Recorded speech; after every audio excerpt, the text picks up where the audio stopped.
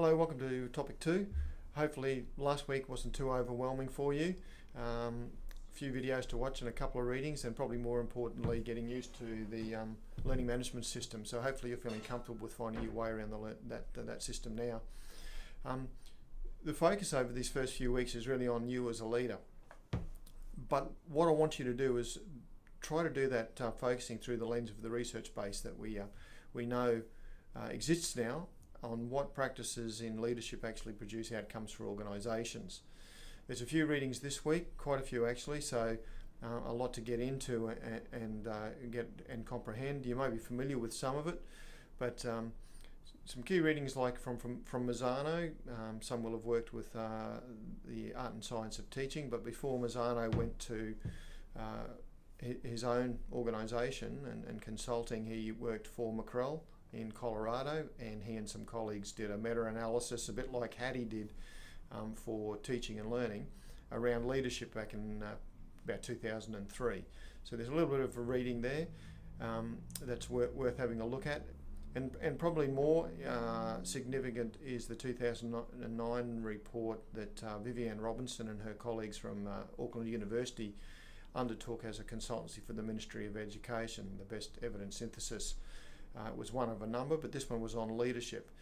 Now, these papers, there's a lot in them. You can just read the executive summary in the case of the Vivienne Robinson book, paper, but have a flick through it. Her book actually following up on that was student-centered leadership, so you may be familiar with that as well. But those readings and the videos really are starting to orientate us to leadership, so that you can reflect on you as a leader in the educational arena.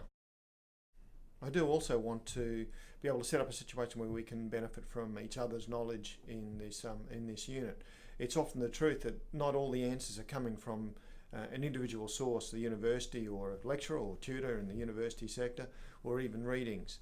A lot of what we do in schools is contextual, and I think it's important we leverage the experience and knowledge that we have within this group, small group as it might be, to create a bit of a learning community and share from each other. So that's one of the things I want to achieve. That's another reason why we're doing the residential so early. So that's at the end of next week. So on that, you should already be thinking about your 5-minute presentation. That's not a lot of time, and probably for some of you, you're well used to standing up in front of an audience and talking about various topics, P&C meetings or staff meetings or professional conversations that you might be involved in. But also consider the use of the technology. I do want you to support your presentation through Prezi or PowerPoint, or if you really want to give it a try, you can try talking to a camera like I've been doing, learning as I go a little bit as well, and do a little bit of editing and put a presentation towards that way. If you're not going to be at the residential, you need to be doing that anyway, because it needs to be uploaded to the Moodle site. So we're well underway.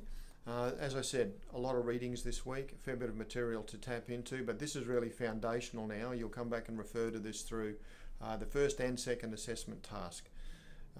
Good luck with the reading. Don't forget that if I can be of any help at any time, you can email me. You can give me a call on my mobile. I do have it on me. 95% of the time I'll be able to answer, and we'll help you through. So good luck with the week ahead.